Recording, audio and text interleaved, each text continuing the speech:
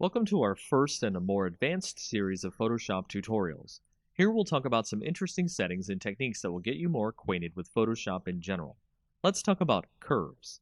Curves is a setting in Photoshop that allows you to get richer tones and colors in your pictures. To start, we've opened up our usual coffee image here, and we'll click on the Image drop-down, then Adjustments, then Curves. You can also hit Ctrl+M at the same time. Doing this will open the Curves window, which looks like a neat graph chart. In the middle, you should be seeing a line going from the bottom left to the top right. If you want to apply a quick preset which will set the settings for you, you can click the drop-down and change from the default to other settings in the list. Setting the color preset to color negative changes some things here, which we'll explain. As you can see, the individual values on the chart have changed. The original black line is still the same, but each individual color has changed. This is a permanent way to change the values of the image, but if we wanted to make it something a little less permanent and tweak the settings as we edit our image, we can make a new layer by going to Layer, New Adjustment Layer, and then Curves. This will allow us to have our own layer that we can edit the properties of in the Properties window. So over here in our Properties window, you can see that we can edit our curves just like the image edit we were doing before, but it is not permanent as we can hide or unhide the layer using the I button next to the layer. So the main thing to take away from curves is reading the histogram and placing points. We can place points on the histogram so we can change the color changes anywhere in the image, based on the dark spots or the lighter spots of the image. As you can see on our image, the shadows and highlights of our image aren't very great, so we can edit our colors without much interference.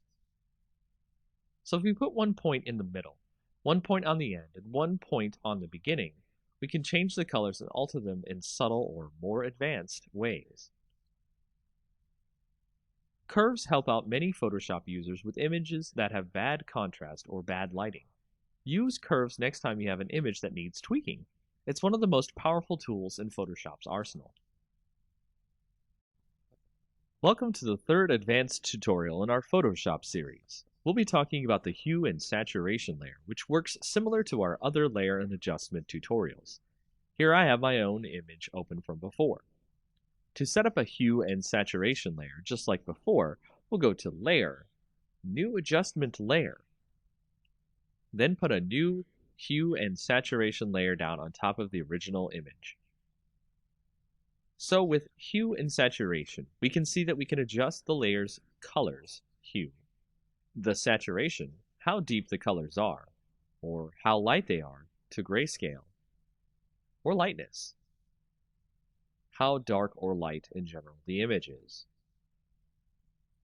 In an image, you can make the colors much more vibrant by sliding the saturation more to the right than usual. Here we can see our coffee image stand out much more visually. And if we change the hue towards more of a red spectrum, we can get the coffee image to be very strong in color indeed. Use the lightness slider to make sure that things aren't too bright, as extremely vibrant color can be akin to looking into the sun for some viewers of your images. That's all for this tutorial, as you can change images you see fit to make them pop. Welcome to our fourth tutorial in our advanced series. This time, we're going to go with a more exercise-focused approach to help you get more acquainted with what a client wants and needs for their projects. Today's exercise, creating web banner ads for a client. There are many sizes that a client needs for their projects, and when doing web banner ads, you may need to do all or some of them. We'll go over the industry standards so that way you can make the banners needed for your projects. The first size we'll go over is the large leaderboard. It's 970 by 90 pixels. To start, we'll create a new image, and then we'll set the width to 970 and the height to 90. That'll give us the dimensions of the image that we want. We'll create a simple white background here, then apply a quick text add.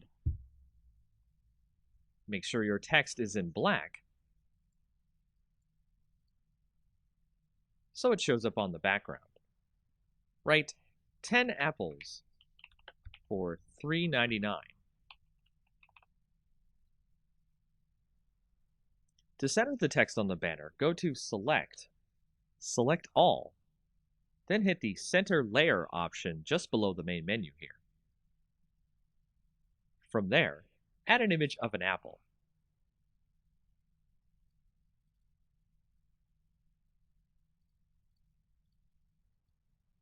Here I've added a quick image of an apple I found on the net to both sides of the banner to give it more of a friendly look. And if we were to be finished here, this would be the first type of ad we would have to create for our client. Next, let's create a half-page ad, which is a 300 pixel by 600 pixel version. First, save our image as a PSD.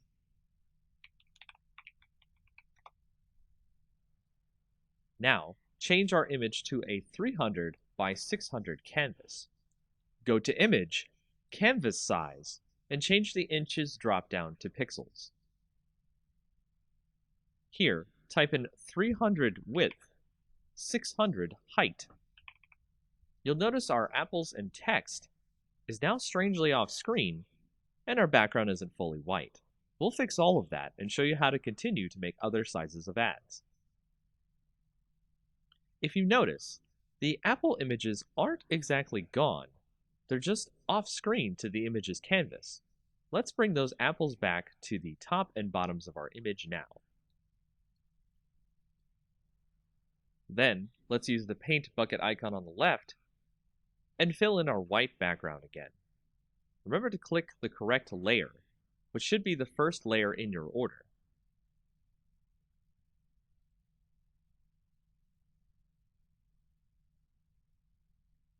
If it helps, name your layers so that you can remember which is which. Now that we have our white background again, what about our text? For that, let us change the spacing by pressing Enter on certain parts of the text. Here at Apples should do it. Move the text onto the canvas.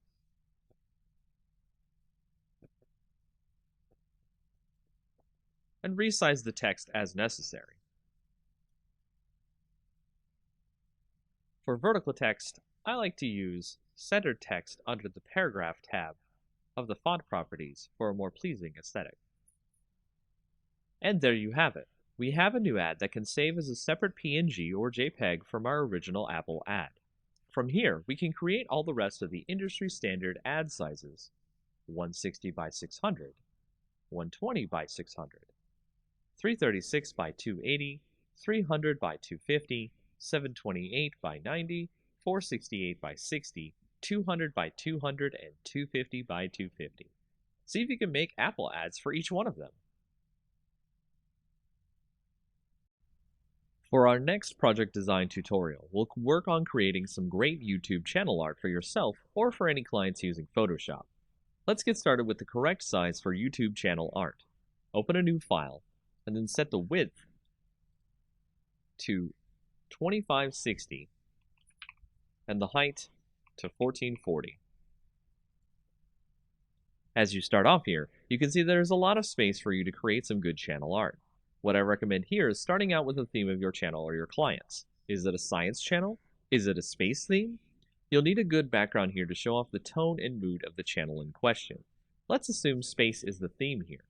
I've gone and grabbed a freebie space background here and imported it into the image. With this, we can have a nice canvas of art to build the YouTube's mood and image from. Our imaginary space YouTube is called Deep Cosmos. So let's create a great text effect to show off the name of the channel. First, create your text. Make it large enough to be visible.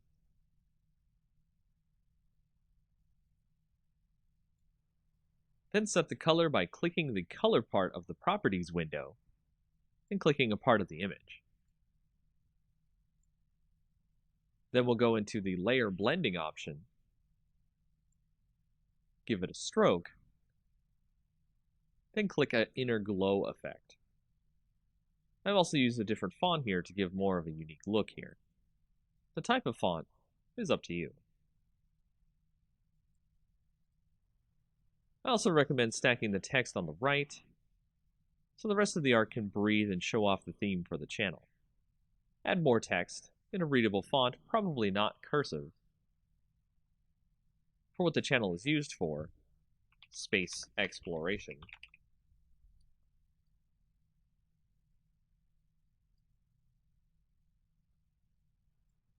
Any extra social media links.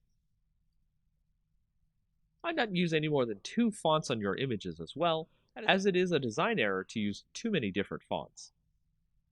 And this will create a very basic YouTube channel art that will evoke a great wonder about what the channel is based around, and draw viewers in with its great visual design. In our next project design tutorial, we'll go over how to make a Facebook ad. Facebook ads are similar to the industry standard ad designs, so we'll go over the basics really quick and then design an ad in a standard size. Single ads are the easiest type to do, as the other options Facebook gives you for ads are multiple image ads, video ads, and a few more.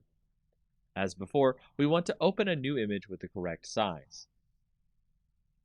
The standard Facebook ad size is 1200 pixels by 618 pixels. Let's open an image with this size now. From here, we'll create an image that really pops for our audience. Let's say we're creating an image for a seafood company. Let's go grab an image of some great lobster dinner. On top of that, you want to make the image have something that stands out for your audience. So adding some text that implies the dinner is irreplaceable or you can't find it anywhere else is to create that type of rarity that clients want their products to have. This is not necessarily true of every ad you make, but a nice quip or message about the product you're advertising will help with the ad. We'll add that in, and then we'll touch up the image by adding a quick inner glow filter, and adding more of a vignette look by adding a dark glow, but only around the inside edges of the image. After that, you're done and ready to continue making more ads for Facebook pages. These are the ads you typically will see in Facebook feeds. In this project design tutorial, we'll go over how to make a Facebook cover page. Facebook cover pages are similar to our YouTube cover pages in that you can make them as expressive as you or the client wants.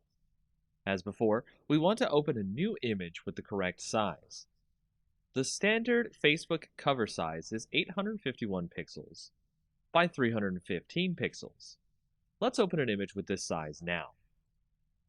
From here, we'll do as we did before and create something a little more exciting like our YouTube cover image. Let's make this one about science and grab a picture of a laboratory background. Make sure if you use images, you get them from approved sources. No one wants to use copyrighted images in someone else's project.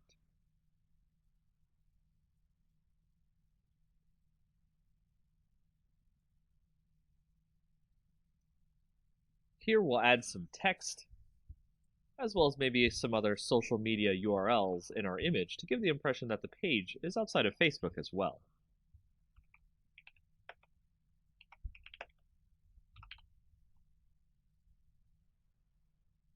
Once you've got the look right, it's just as simple as a YouTube cover page.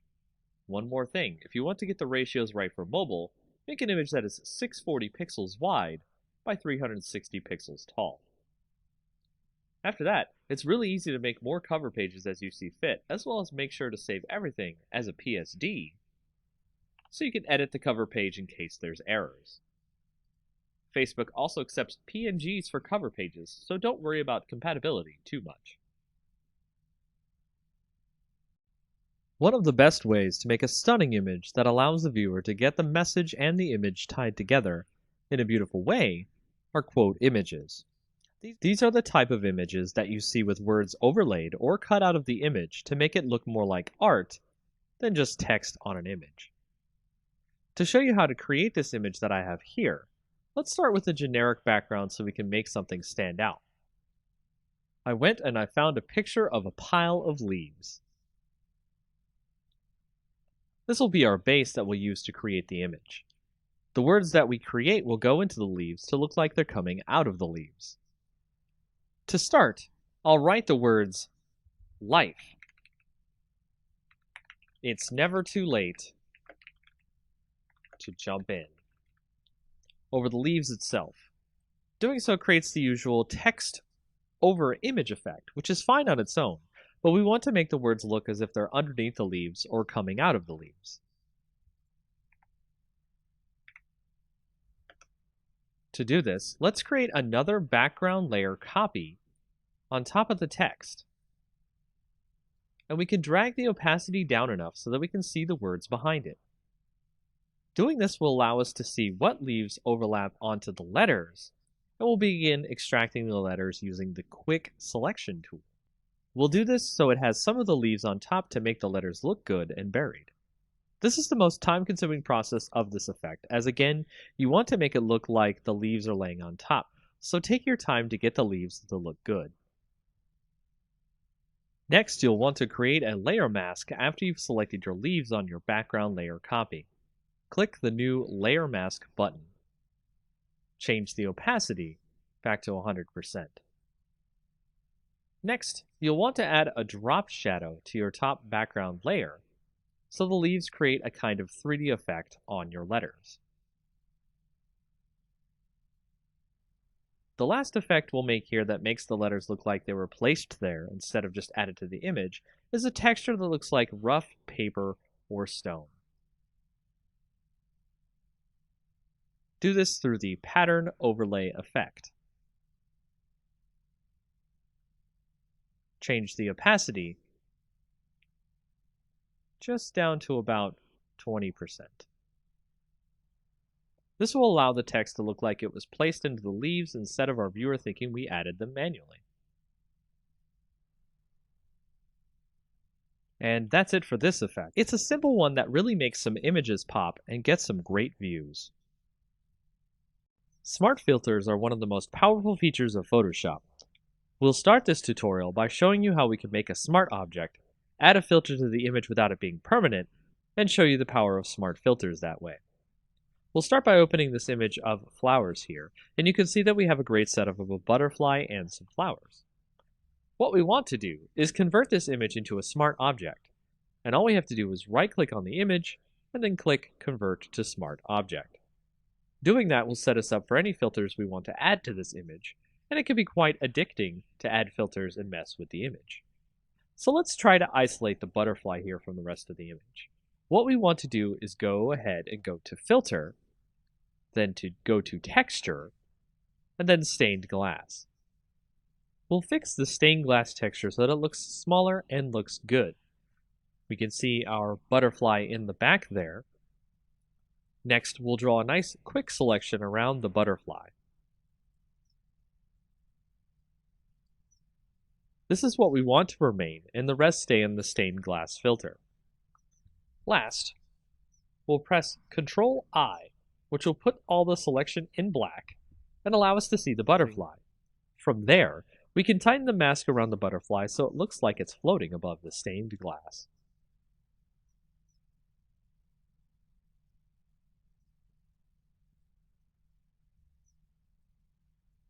And that's just the basics with what you can do with smart filters. Easy, simple to use, and you don't have to worry about them permanently editing the image this way. Welcome to our next introductory tutorial for Photoshop. Today's topic is about the healing brush and the spot healing brush. We'll be using it to show you how you can touch up blemishes on a photo. This is great for touching up photos of friends, family, and other things you need to make look good. We'll start by taking a photo of someone having blemishes on their face and opening it in Photoshop. Doing this will allow us to have something to work with to show off the healing brush. If we select the healing brush here on the left, with the nice bandage icon on it, you can see that we have options up at the top. Sampled is what you normally want to use for your restoration of your faces and such in your blemished images. Using this, we'll hold the Alt key and click on a spot we want to use as a basis for healing the image. Once we've done that, we'll heal a spot here, and you can see that the brush has figured out what to use nearby to make the healing effect of the brush take place. If we continue, we can remove all the blemishes, and it's a pretty amazing tool. Another way we can do this is, of course, with our spot healing brush, which will do something akin to the selection tool and automatically come up with what you want to heal. At the top are our options, We can do proximity match, which will use what's around the spot you want to heal to fix, create texture, which will create a mix of textures from around the image and is generally not good for face touch-ups. Content aware will try to guess based on what's on the layer itself and what seems appropriate here. Proximity match is actually one of the best options, and you'll see that it tries to fit the fixes in where it can. So be careful with your healing, and have fun making faces and other things look great. This next tutorial will go over the basics of how to create a great image dispersion effect. This effect is great because it looks like the image is being torn apart, but in a way that looks realistic and graphically amazing. Let's learn how to do this together. I've opened up an image of a man here. First, I'll start by creating a duplicate layer of the man in the background. Then I'll lasso over the man in the background layer.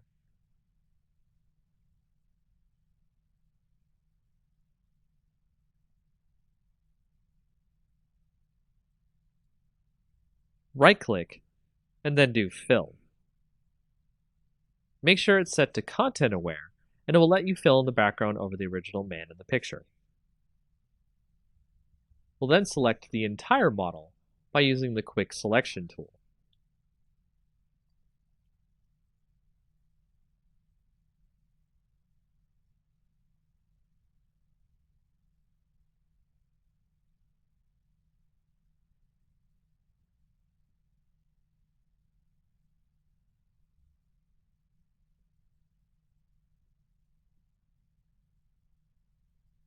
From here, depending on your Photoshop client, you can use Refine Edge or Select and Mask and give more of a refined edge to the hair on the model, so we can pick up individual hairs and outlines. Before clicking OK on the Refine Edge, let's output the selection to a layer mask.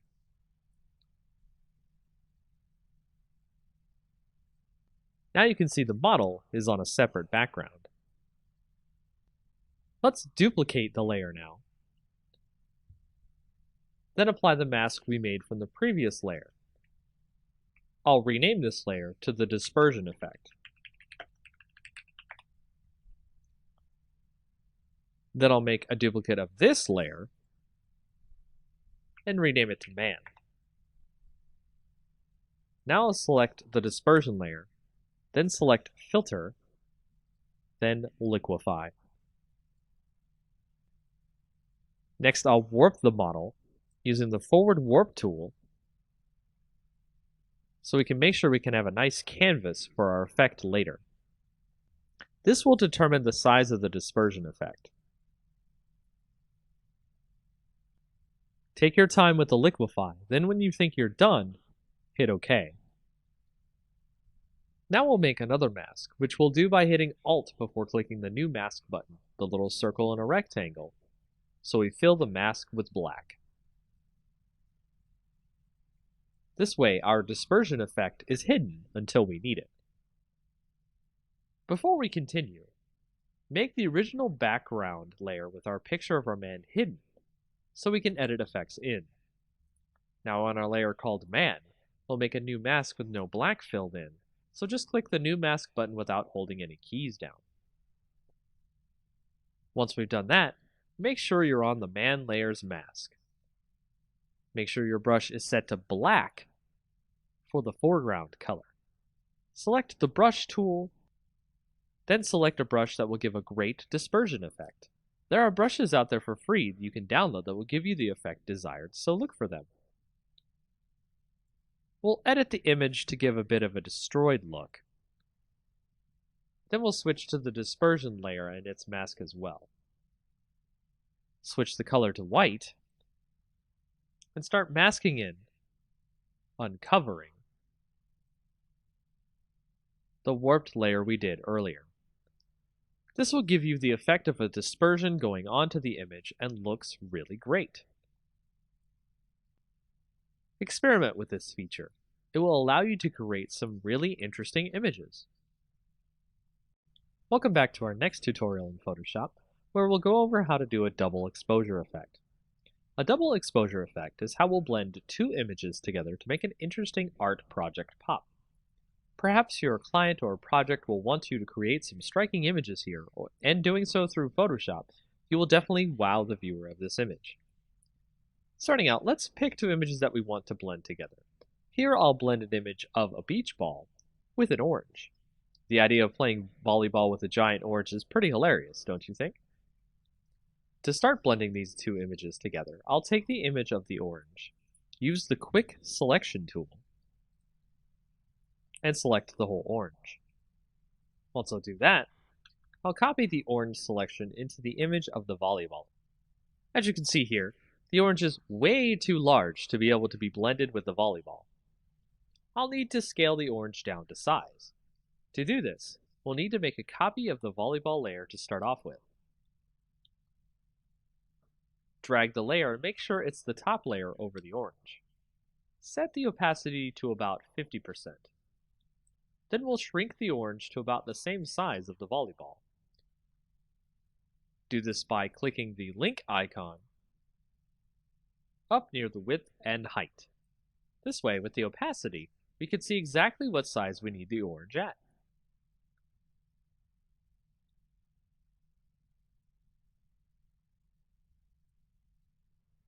Apply the transformation when done. Next, we'll create a layer mask by clicking on the orange. Control-click the image to select all. Then move to the volleyball layer and click the New Mask button at the bottom. Once we have that mask, we'll make a copy of the orange layer and then make a black mask of that layer by holding the Alt key and clicking New Mask. Using the Quick Selection tool, we can select the parts of the volleyball we want to erase.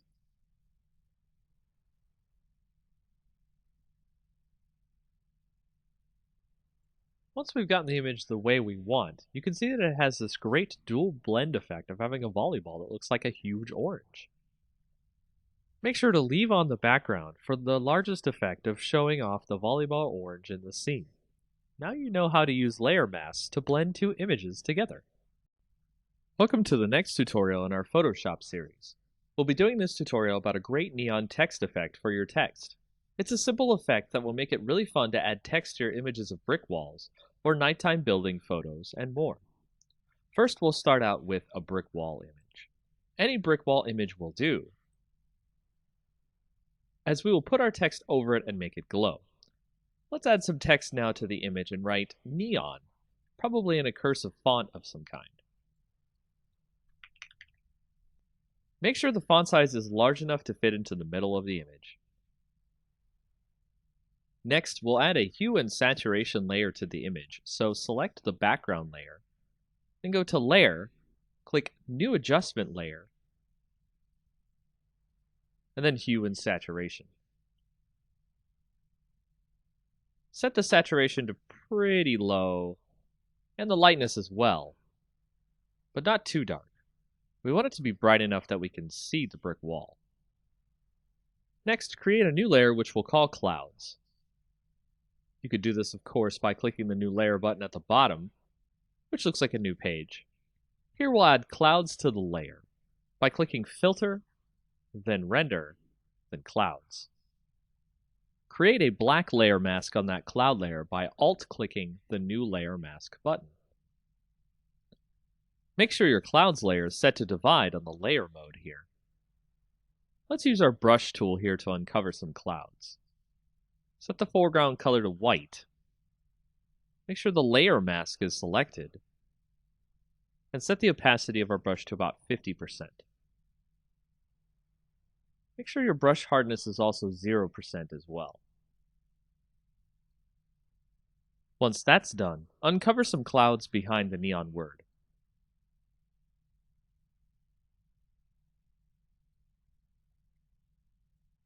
Next, we'll start working on our text.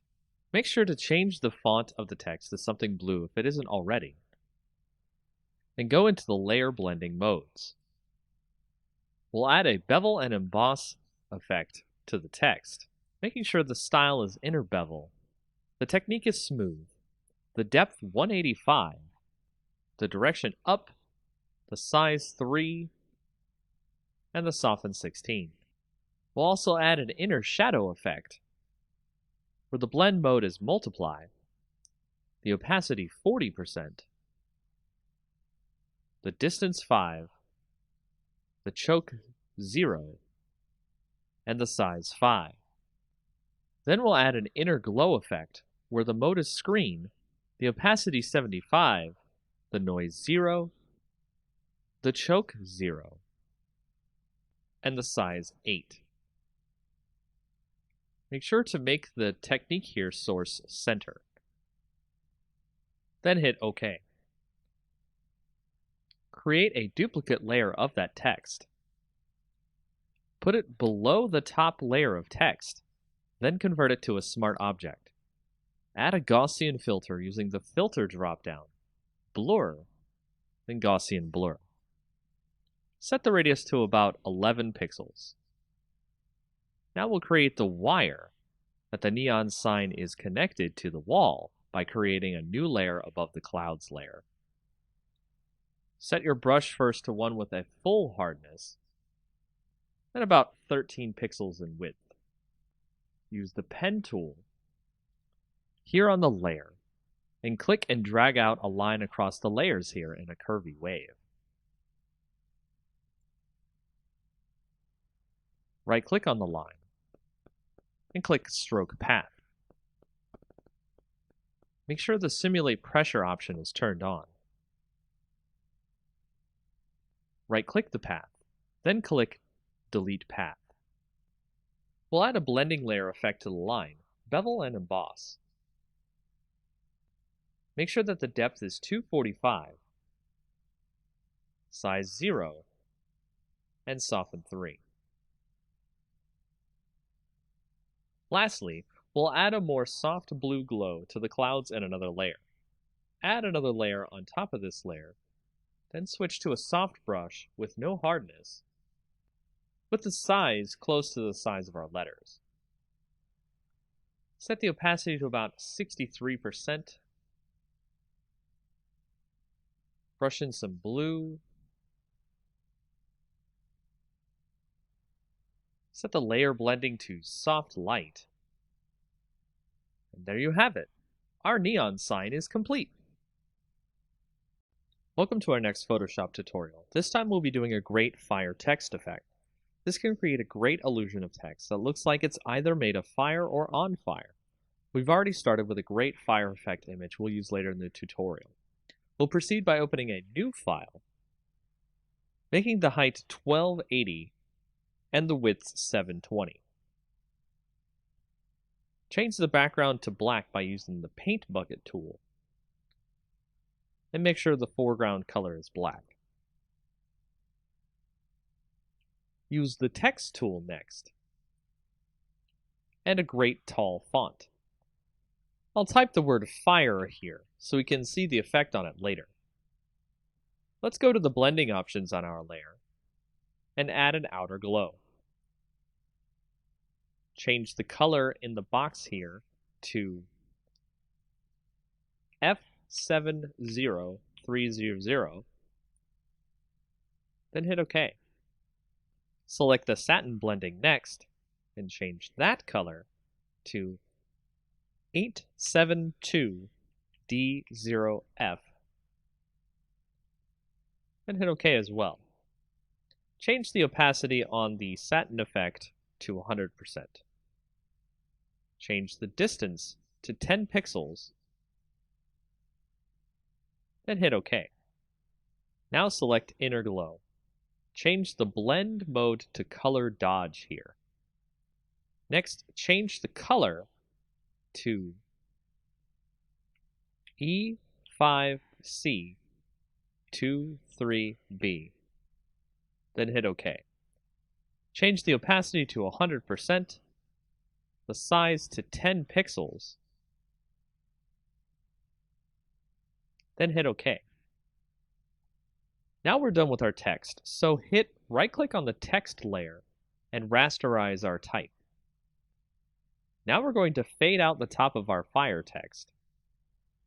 So use the eraser tool and set the brush to 250 pixels with 0 hardness. Erase some of the text as you see here.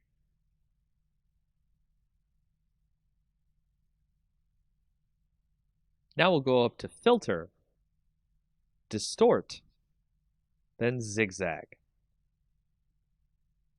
Set the amount to 4 and the ridges to 4. Make sure the style is set to Pond Ripples and hit OK. Now we'll select our fire image we've opened and copy that into our text image we're working on. Position the fire image over our text, then we'll switch over to the Channels tab here next to our layers. Hold Ctrl and click the green layer to load a selection of the areas of fire in our image. Head back to the Layers tab, then press Ctrl J to make a copy of the selection we got from the Channels tab. Delete our original fire layer. Here I'll rename the layer Fire Main to stay organized. We'll move the fire around to wherever we like in the image. From here, we'll resize the image to fit over our text, then duplicate the layers so we can make more fire effect on our text.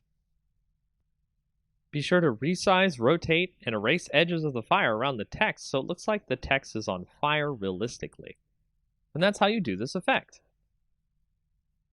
In our next tutorial for Photoshop, let's create a great lens flare effect for our photos. Of course, you could use the lens flare effect in Photoshop, but it usually comes out pretty cheaply made and poorly well done. We'll go make our own effect and have it look great and professional. So we'll take our image of a sunset in the back here and add a new layer to the scene. Then we'll take a brush and make sure the hardness is set to 0, the size to about 300. And then we'll change the color of our brush to white. Next, we'll paint a spot, and then zoom in to the brush effect on our image. We'll add some noise to our effect using Filter, Noise, Add Noise. Use about 3.5% of noise. Make sure it's uniform and monochromatic. And hit OK. The noise is going to prevent the effect from banding if we scale the effect. Now let's duplicate the layer. Through the right-click Duplicate Layer option, or you can use Ctrl J. We'll name the new layer White, and the old layer Orange. Next, we'll add color to the orange layer. Hide the white layer. Then go to Image, Adjustments, then Hue and Saturation. We'll color it by turning on the Colorize option.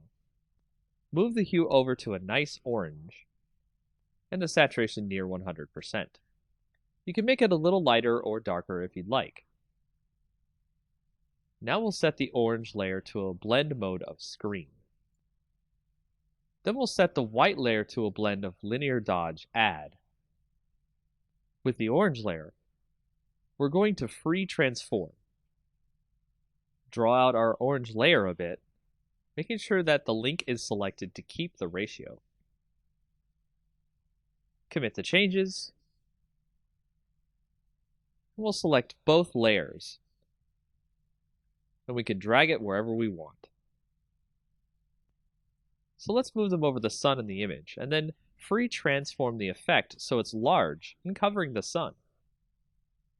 Make sure your two images are centered together. Now we have our lens flare effect. If you want to make sure that you don't want to wash out the color in the image, go to the orange layer, set it to screen, and then the white layer to linear dodge add.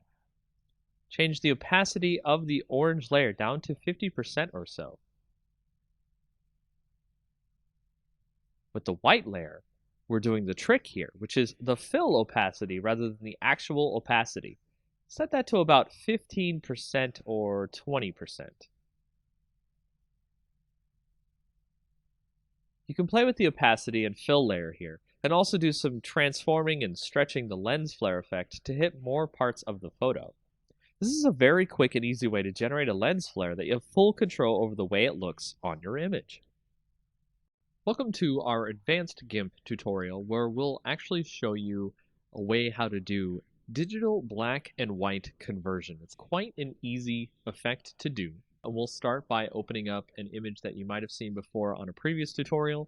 We'll open that up and we'll show you how we'll be able to do the conversion here. Now you can do a saturate effect in GIMP as well, but what I like to do is create a new layer. So we'll go over here and we'll go ahead and make a new layer. We'll make that transparent, that's fine. And from there, we'll also create a layer mask. So go ahead and add a layer mask to this layer. Make sure that it's set to white so it's full opacity. And you want to change this layer's mode to saturation. And by changing this layer's mode to saturation, you'll be able to change the opacity on the saturation on the layer. To get the saturation on the layer, you'll go over to the bucket tool and you will put in black on the actual layer itself. And this will create desaturation of the layer. And you'll be able to see the entire layer is in black and white. Now, you can set the opacity on this so the effect is not that dramatic. So you can have some color, you can have less color, all the way up to 100%. So you can change this as you will, instead of just using the saturation effect, which will be one time only. You can use this to great effect to choose the granular control over the black and white conversion effect. Now what you can also do is with this and having the mask, you can go to the original layer itself, use the scissors tool, and you can pick out parts of the image you want to have in color itself. So if you see here, I have picked out some of the glasses to be in color, and the scissors tool is one of the best tools for this as it tries to find the edges of the glasses on our background layer here. And of course, you can drag each point to make sure it tries to find all of the different parts of the glasses, and then we'll go ahead and click inside to select it. And if we do that and then go back to our layer mask for our saturation layer, we can go in there and we can select the brush tool, make sure it's set to black because we're going to be painting on the layer mask so we can make the color shine through.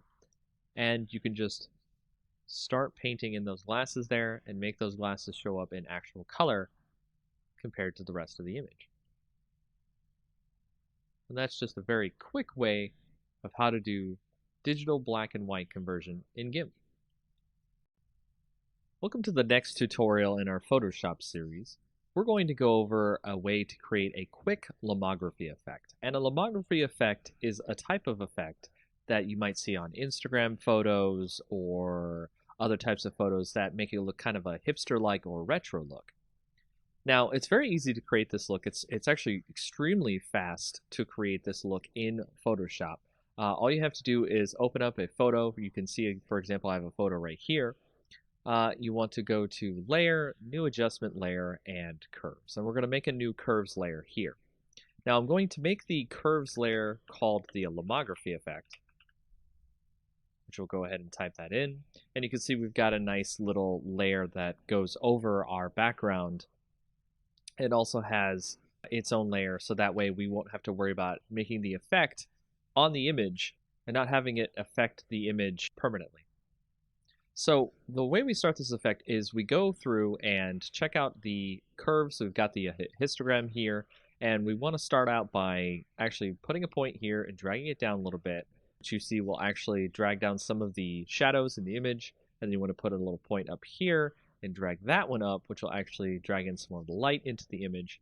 Then we'll go into the red, and we'll actually put a little point there, drag that down a little bit so we can get some more in there. But we actually want to drag the shadows up a little bit so we can get some more darkness depth to the image. We also want to drag up the end here as well and go to the green and do the same thing. Drag up a little bit there, drag down a little bit at the top.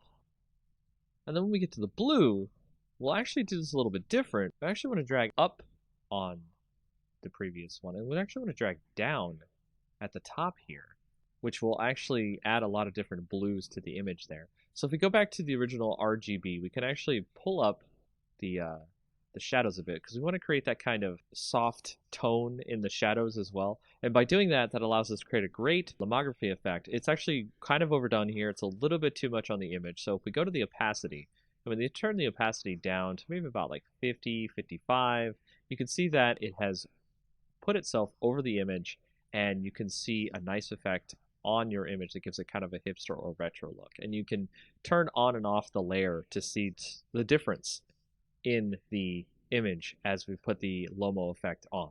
And that's pretty much it for this tutorial. Welcome to the next in our tutorial series about GIMP.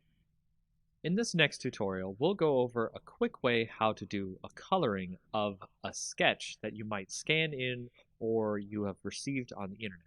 And it's really easy to start coloring in GIMP. To start, we'll go ahead and have our sketch open, as you can see right here, and we will go ahead and add a new layer above that sketch. So we'll go ahead and make that a transparent layer, and we will also make sure that that layer is set to multiply instead of normal, because if it is set to normal, you'll just draw the color over the sketch beneath that layer. But with multiply, it actually adds the color over the layer, but in a way so that the previous layer on the bottom shows through. So if you see right here, we've set our color to something that's a little bit more skin toned. Make sure to do that as well. Hit OK. And then we will start coloring in over top our sketch. And you can see just by coloring in here with the color that we picked, a nice skin tone color, you can start to get the sketch to look more like something that is 3D or an actual colored in sketch. Now this is a part of the longer process here, is to color in all the parts you need. So I'm going to do just a really quick once over, so that way it doesn't take too long and you can see the effects, but also we're not too worried about it being too messy. So as you can see there, I've colored in her face on this sketch. What we can also do is switch a little bit to the burn tool. We'll switch to the dodge and burn tool, then we'll switch to burn down here at the bottom on the options, so that way we can put in some shadows in the image where we think where the shadows are. And we can make sure to change your size of your brush. You can use that using the bracket keys on your keyboard. Left bracket, right bracket changes the size of your brush. And we'll brush in some shadows here on the image, right where the shadows seem to be. If you have a sketch that has the shadows on it, it makes it easier for you to burn in some shadows. And every time you click and burn in the shadows, it will stack on top of each other. So it will make the shadows darker and darker as you continue burning. Now you can see that there are lines here that we can easily tell between the color and the shadows. So from there, we can do a little bit of smudging. And smudging allows us to mix the colors together, so that way they are not just lines on the picture. So we'll actually turn down the rate here of the smudging, so that way it's not too obvious, and we'll start doing a little bit of smudging on the image here. You can make the lines turn into actual colors instead of very apparent as lines. And that is a very quick and easy way to get started with coloring in GIMP. Welcome to the next in our tutorials about GIMP. In this advanced tutorial, we'll show you how to do some tone mapping on the images that you might need to get some extra color or some extra different shadows and cool things that you would like to get on your photos. Starting out, what we'll do is take a picture right here. I've got a picture of a good night scene. We'll go ahead and start. We'll create a duplicate layer of the night scene. And what we need to do is create a special enhancement filter called Advanced Tone Mapping. Now, this doesn't normally come with GIMP, so I recommend that you go find a plugin for Advanced Tone Mapping. It's very easy to find on the internet. GIMP itself has a repository of plugins that you're able to find Advanced Tone Mapping. And once you get that and install it into your GIMP plugin folder, you're going to go into GIMP and use Enhance Advanced Tone Mapping under the filters. Then that will show you a pop-up dialog window that you'll want to switch the copies of the merge layer. You want to make it about 5. Press OK. It'll create a bunch of different colors and make the whole thing look really good. From there, you want to right-click on the layer and click Merge Down, and just merge down until you get one picture, one layer.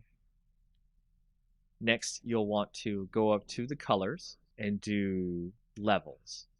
And on the levels, you want to switch that to maybe about 94, 93, or 92 on the gamma. Press OK there so we can get that into our picture. The next thing you want to do is create another duplicate layer. And then on that layer, you want to click Colors, Desaturate. And from there, you want to actually have it at lightness. You can do luminosity, you can do average. You can see that it changes the different shades of gray. But let's choose lightness, click OK. And then you want to go back over to Colors, click Invert, and you'll see all the different colors inverted here.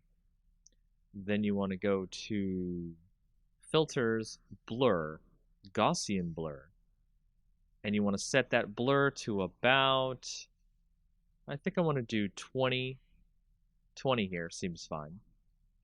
So now to blur the whole image, what we're going to do with this blurred image is we are going to switch the mode on the top layer here to overlay. And now you'll see it has overlaid onto our image down below. And you want to tweak this by using the opacity bar over here on the right. So we're going to set that to about 48, and then we will merge the layers down, and now you can see we have our new image that shows the different tone maps of color that are in our night sky image. And that's how you get some tone maps in your GIMP program. Welcome to the next in our advanced tutorial series in GIMP. In this tutorial, we'll show you how to remove noise from photos where pictures have been taken that have a lot of noise in them. And here you'll see we have started with a picture that has a bunch of noise in it, and we're going to remove the noise, and we can do this in many different ways, including going to the filter option, blur. We can do a regular blur, or we can do a Gaussian blur. And a lot of people like to use these blurs to get rid of the noise in the image. However, there is a better tool to get rid of the noise in images. It is an extra GIMP plugin that you can go find. Once you download that and put it into your GIMP program, you'll see it under your Enhance Filter options, and it's called Wavelet Denoise. And Wavelet Denoise will allow you to bring up this dialog box that produces a better algorithm to remove the noise from your images. And when you go into it, you can see a preview of the image and the noise that will get reduced. So you can move around and find where most of the noise is coming from. And then you can go down to the thresholds and you can turn up the amount of noise being removed from the image. And you can decide whether or not you want to have more or less detail left in the image. And you can also change how much detail can be conserved when you start applying the denoise filter to the image.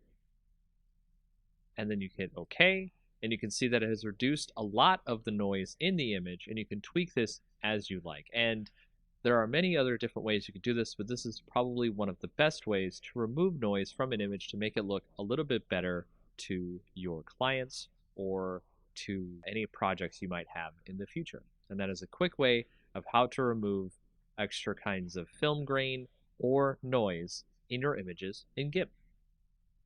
Welcome to the next tutorial in our Advanced GIMP tutorial series. This tutorial will show you about how to use luminosity masks to help you with your photos, so that way you can reduce some of the saturation in the colors of your photos, or just in general have better control over what you see inside of your photos. To start off, we have an image open here, which we're going to use luminosity masks to remove some of the saturation in the photo so we can see more of the mountain behind.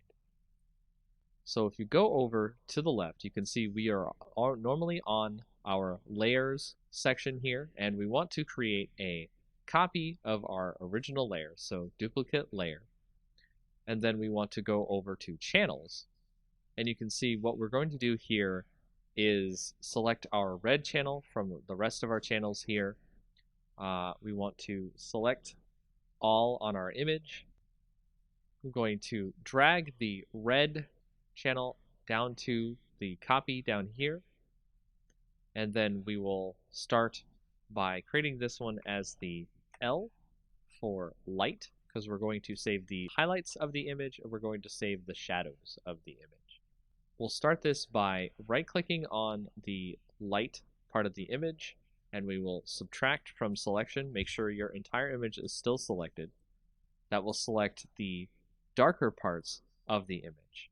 And we will go to select, save to channel. That'll actually save the shadows of the image. So we'll save that as D for dark. And then if you right-click on our layer again, our light channel here, click subtract from selection one more time, it gets even further darker, and we'll save that as DD. And then we'll go back to our lights again, subtract from selection one more time, and we'll save that as DDD. So that way you can see all the different shadows have been saved now out of our image, and we'll now go and save the lighter parts of our image instead of our darker parts. So select none, then go to our darker parts of our image, select all,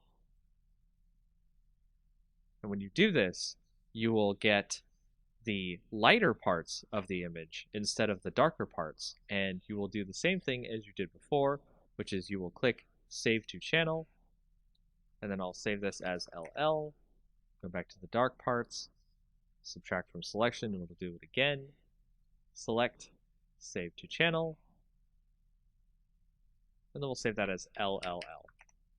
In doing this, you will have created a whole bunch of different channels for your different shadows and highlights in your image, and we'll be using that as a part of our layer mask to create luminosity mask.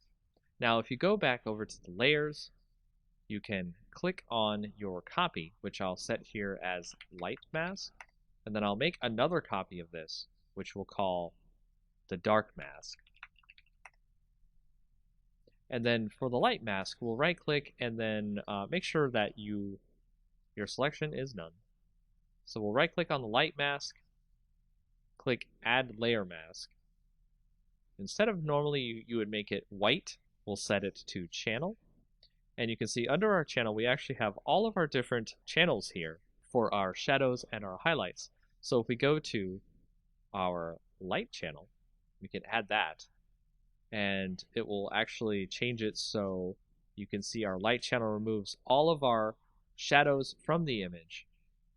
And now we're able to edit the image of our luminosity layer by going to colors and colorize, making sure that our light mask layer is chosen, not the mask itself.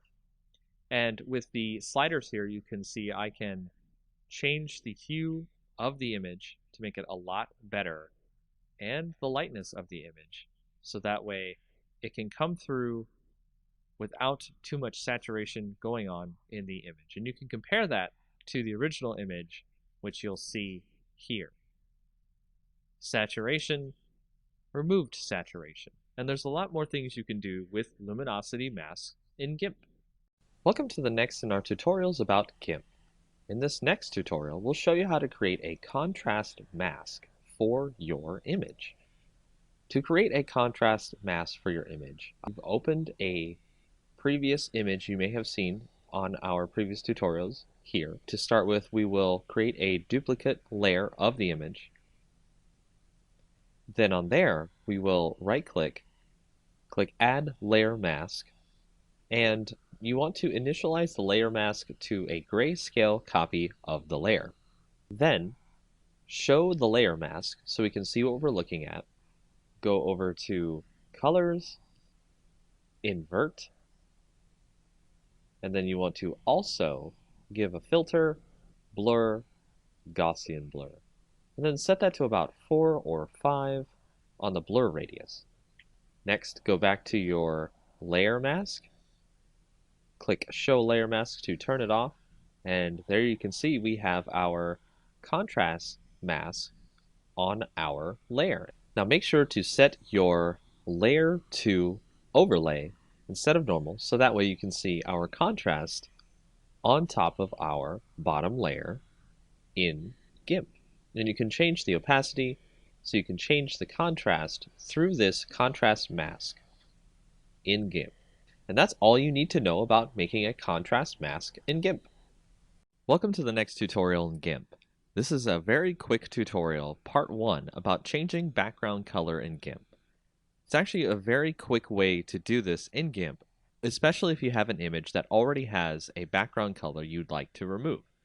So the fastest way to change the color in your background is go up to Colors, Color to Alpha, and then you will see that there will be a color picker that you can pick down here, a little drop down box from blank color to alpha, and then you can click on this little eyedropper here, click on the image, then go back to your color picker, press OK, and you'll see on the preview that it has removed the color from your background. Click OK there. The color will have been removed from your background. You may now add a new layer to your image. Make sure to have it as a transparent layer. Drag that layer beneath your current layer, which you removed your color by putting it into alpha. And then you can use the bucket fill tool to switch to any other color you'd like to add to your image. And that is the very basics about changing a background color in GIMP. Welcome to the next in our tutorials about GIMP. In this tutorial, we're going to show you how to change the background color in GIMP. This will be part 2 of our tutorials showing you how to change the background color. Another way you can change the background color in GIMP that is quite easy is go to your image, right-click, add an alpha channel if it doesn't have one already, and then from there you want to use the Fuzzy Select tool to select the part of the image you would like to delete to give ourselves a transparency. So you can see here it has selected all of the color besides the text itself, and if we were to continue from here, it would actually get rid of the background except for the other colors that we need to get rid of inside of the letters. To add the circles inside the text, you want to hold down the Shift button, which will add a plus symbol next to your fuzzy selector, and you can now add those bits inside the text into your selection.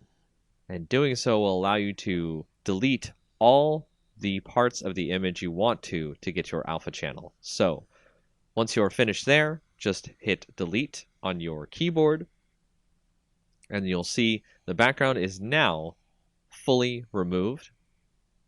And just like before, you can add a new layer with a transparency, put that below your current layer, and add a new color to your image by using the bucket fill tool. And that's another way about changing background color in GIMP. In our next tutorial in GIMP, we're going to show you what some of the blur filters can do to our images and add extra cool effects that might not be available elsewhere. We'll start by using our blur, Gaussian blur, motion blur, and pixelize blur filters, and that way you can see all the neat types of things you can do with your image. As you can see, we started with a bunch of duplicate layers of our original image and renamed them to blur, Gaussian blur, motion blur, and pixelize. From there, we can select our blur layer, turn that visibility on, and then go up to the filters, blur, and then blur. And it'll add a subtle blur effect to the image. You can see it on here. It's now much different from the original image. The details have been lost.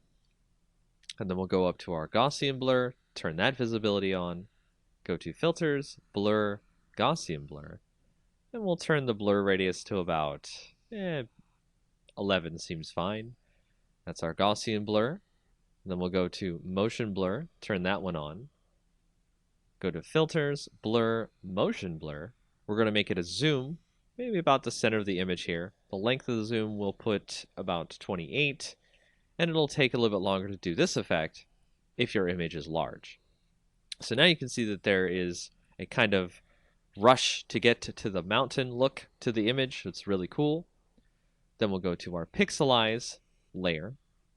Go to there, go to filter, blur, pixelize, and it'll create a kind of chunky pixel look to the image. So it'll actually kind of blur it out in something that's kind of like if you censor an image or protect someone's face or anything like that, you might see somebody has done something like this. So we'll set the pixel width to 7 and the pixel height to 7. And that is the pixelized blur on our image. So if we want to go back to regular blur, let's remove all the different visibilities of the other image. And we can change the opacity on this blur, so we can change how much of the blur obscures the image, which is okay. If we go to Gaussian blur, we can do this with our opacity in such a way where we create kind of a hazy look to the image. You can see it looks like it's in some sort of a dream. Then to motion blur, if you wanted to change the opacity on there, it creates more of a kind of like ray-like effect coming out from the image itself. So you can dial that in as much as you want or as you like. Then if we go to pixelize, we can do the same thing where we can turn the opacity up or down on that, but it just changes whether or not the blocks show up. What we can do here is we can select part of the image and we can create kind of a border in the image. And to do that, we've selected a spot in the image. And then you'll want to go to the pixelize layer, add a layer mask, make it the selection that we've just put onto our layer, but invert the mask because we want a border on the inside and not just the inside of the selection as our pixelized blur. And then click add, and you can see now on the edges of the image, if you right click, select none, you can see on the edges of the image there's a nice pixelized border. And that's an intro to some of the different blur filters in GIMP. Welcome back to our tutorials in GIMP.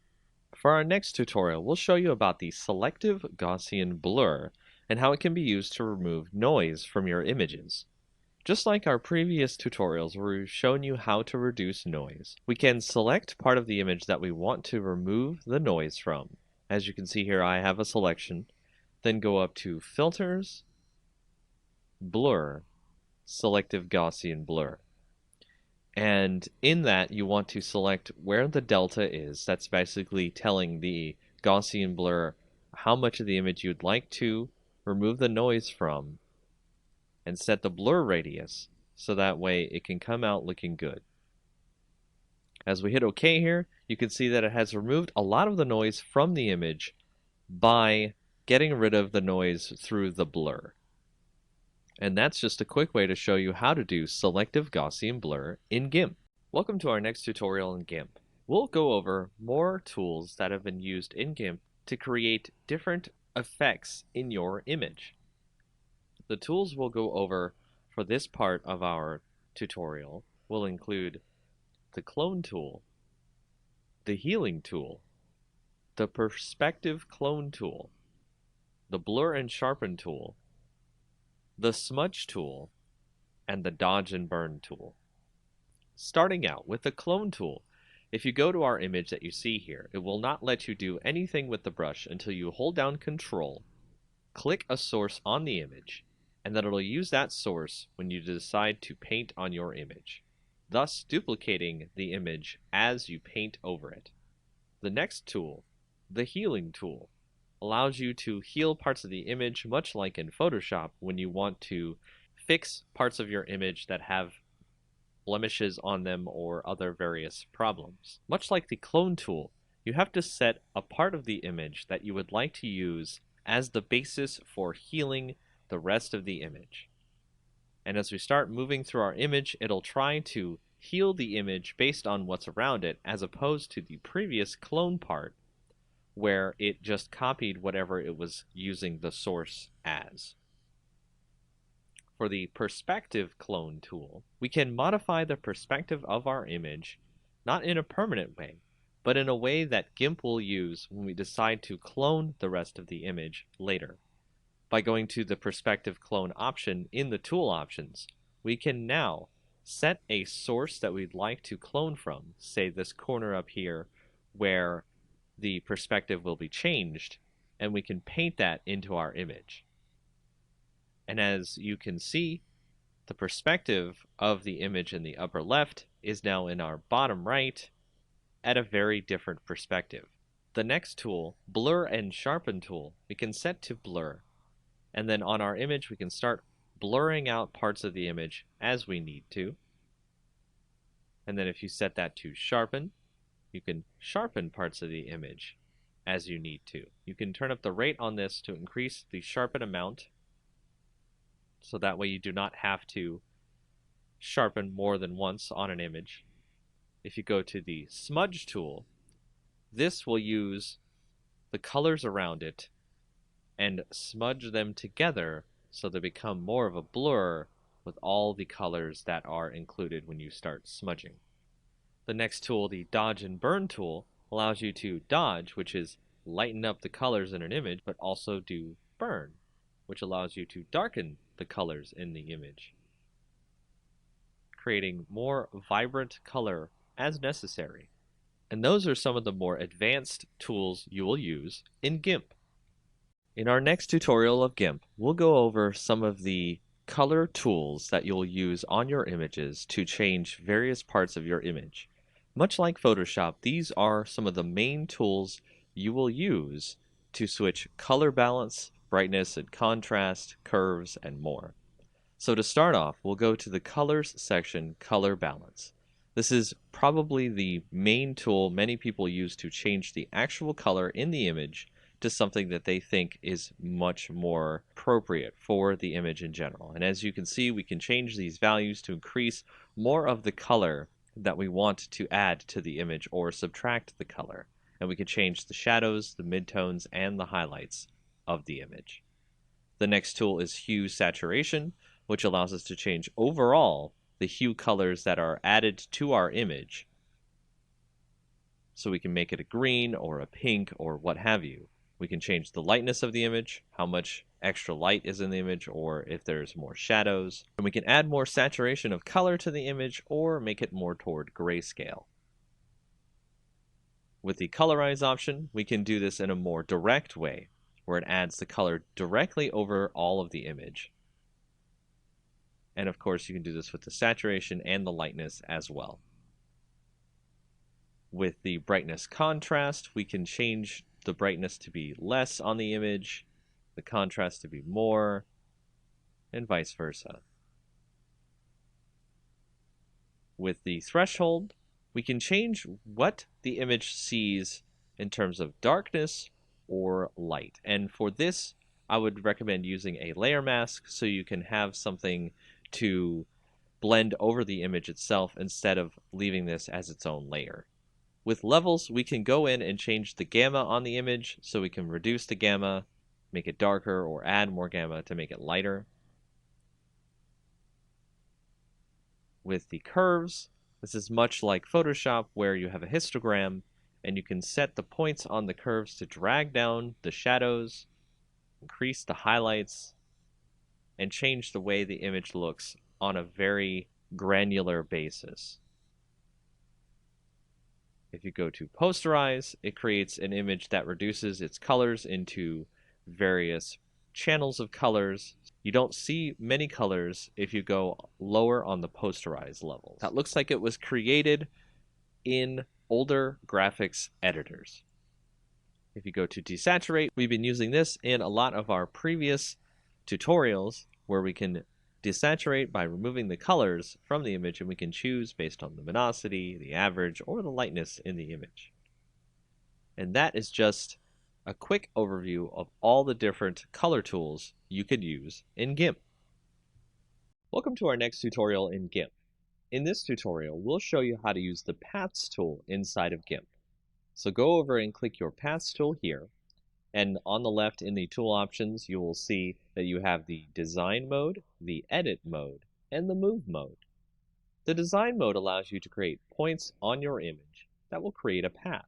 To connect the paths together so that way you create a completed path, go to Edit once you are finished clicking on the last point for your path, and then click on the starting point of your path. That will complete your path. From there, you can move the path if you need to, and you can start doing a selection from the path or stroke the path if you need to. As a solid color pattern, you can set the pixels of the line, and so on. Another mode you can do with paths is you can create a new path where you can create a curvature to your path. And this allows people to create some very interesting and unique paths. To create this path, you must make sure that you have the polygonal option turned off. And that's a very basic way to use paths in GIMP. Welcome to our next tutorial in GIMP. Now, in our previous tutorials of GIMP, you may have asked yourself, how do I install those scripts, plugins, and brushes that I see on the internet for GIMP? For example, we actually had a filter earlier that we used called the Advanced Tone Mapping, and we actually had to install that into our GIMP plugins folder, and the wavelet denoise we also had to install. So how do you do that? Well, once you find the plugin of your choice, for example, when we had to get wavelet denoise, you can go into your folders for GIMP, usually under Program Files, GIMP2, and then you'll see the different folders you have for GIMP. If you go into the lib folder, then go into GIMP, then go to 2.0 or whatever the version is, you will find the plugins folder. And this is the folder you will want to bring any plugins that are exe files that GIMP uses as extra plugins for its program. As you can see here, the Wavelet Denoise program is where we put that plugin. For other different things you want to put in your GIMP program, you go to the Share folder, the GIMP folder inside there, the version folder inside there, and then you can see that there are brushes folders, scripts folders, and various other folders you can bring extra things into GIMP to use for your projects. So if you have a script, for example, the Advanced Tone Mapping script, this is where it goes inside your GIMP program. And once you've put those files into the correct folders you need to put them in, all you have to do is restart your GIMP, and you are ready to use your scripts, plugins, and brushes.